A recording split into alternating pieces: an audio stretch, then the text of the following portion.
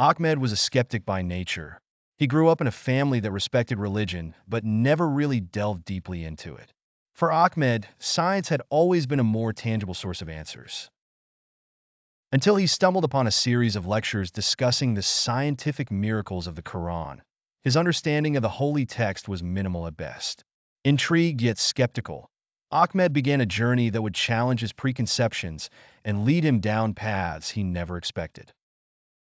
One of the first verses that caught Ahmed's attention was Surah Al-Anbiya 21:30.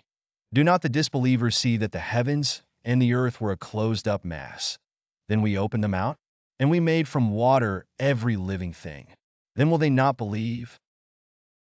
This verse eerily mirrored the Big Bang Theory and the fact that all life forms require water. How could a text from the 7th century so precisely capture information that science would uncover over a millennium later? Ahmed's nights were filled with reading and rereading the Quran, cross-referencing scientific sources, and seeking out scholarly interpretations. While his skepticism never fully waned, he found himself increasingly convinced that the Quran contained knowledge far ahead of its time. His friend Asif, a fellow scientist and atheist, was less impressed. This is all coincidence, Asif argued. You're seeing what you want to see. This skepticism was a thorn in Ahmed's spiritual side, but it pushed him to delve even deeper. One day, Ahmed came across another verse, Surah At-Tariq 86:11-12, which mentioned the returning sky and splitting earth. He correlated this with the water cycle and the Earth's geological activities. How could these concepts be so accurately described without modern scientific instruments? He couldn't dismiss these findings as mere coincidence. Asif challenged Ahmed to a public debate, questioning everything from fossil records to the age of the Earth, forcing Ahmed to defend his newfound interpretations.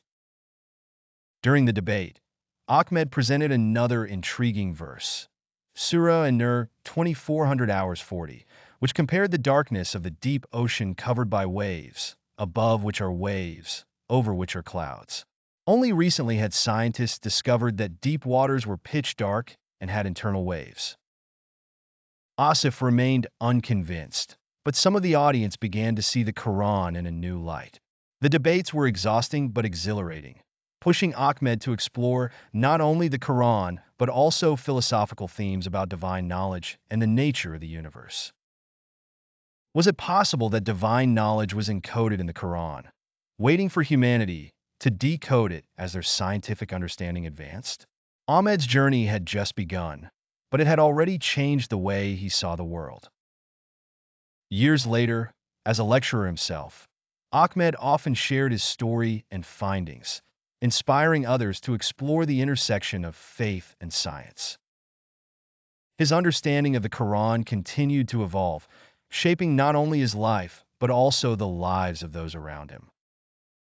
Perhaps the most profound realization he had was that faith and science were not enemies, but different lenses through which the wonder of the universe could be viewed.